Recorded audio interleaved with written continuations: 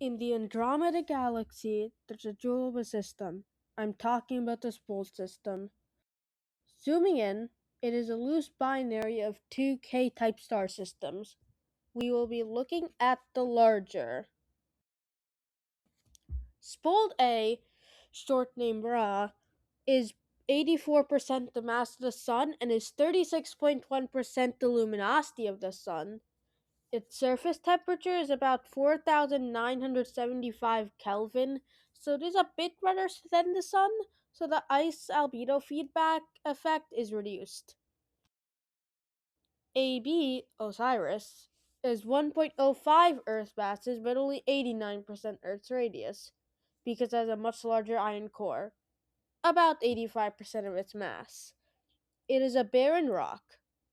It orbits about 0.12 away from the star, with an eccentricity of about zero point 0.3. Due to its high eccentricity, it is actually in a 3-2 spin orbit resonance. AH, Narmer, orbits about 0.157 AU away from the star in a 3-2 resonance with Osiris, with an eccentricity of about zero point 0.2. It is about Earth's radius with 80% of its mass, as it only has the core take up 10% of its mass. It is a barren rock with a 3-2 spin orbited resonance, like AB. AC is the home world with all the creatures and spec bio we will cover in future videos. It is about 0.6264 AU away from the star and has negligible eccentricity. It is 10% more massive than Earth, but basically the same radius. It has a CMF, core mass fraction, of about 46%.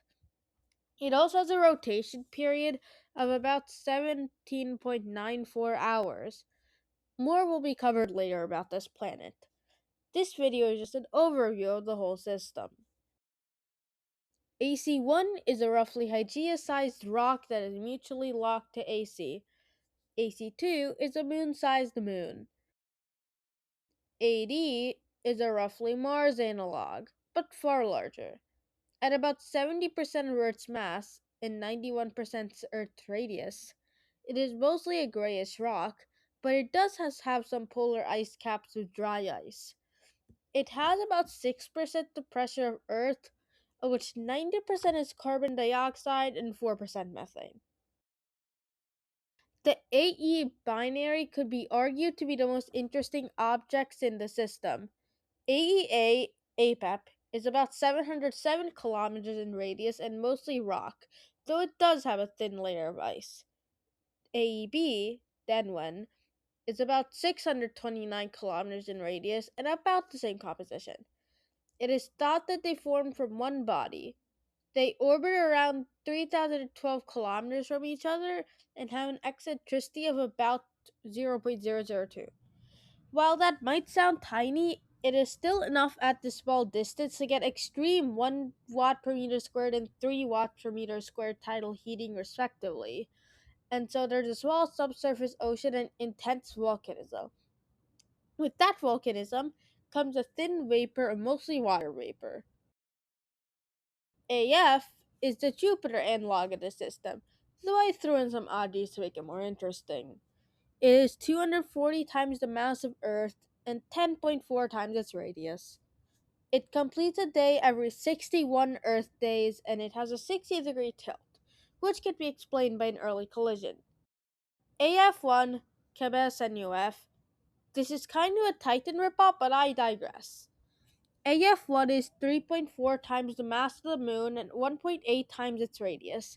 Its atmosphere is 72% thicker than Earth's, similar in composition to Titan, and presumably it has a few methane lakes. AG Set is a rough Saturn analog. It is 57 times the mass of Earth and 7.9 times its radius. It has a blisteringly fast rotation of 7 hours, and it has rings, too. It also has 5 major moons. Spole B is 0.65 solar masses and 9.4% the luminosity of the Sun. It orbits 0.17 light years away with an eccentricity of 0.57. BB Swaradgets is 512 Earth masses and 65% larger than Jupiter in radius. Its density is so low because it is being heated to a ridiculous degree by Svarog. It's a kind of extremely hot Jupiter. It orbits at 0.018 AU. BC Perun is a sub-Neptune 10 times Earth's mass and 3.3 times Earth's radius.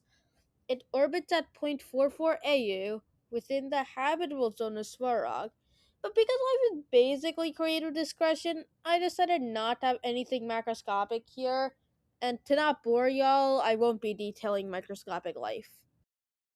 AC will be detailed in further episodes, and this is all I have to say for the other planets. They are not highlighted in this series. See ya.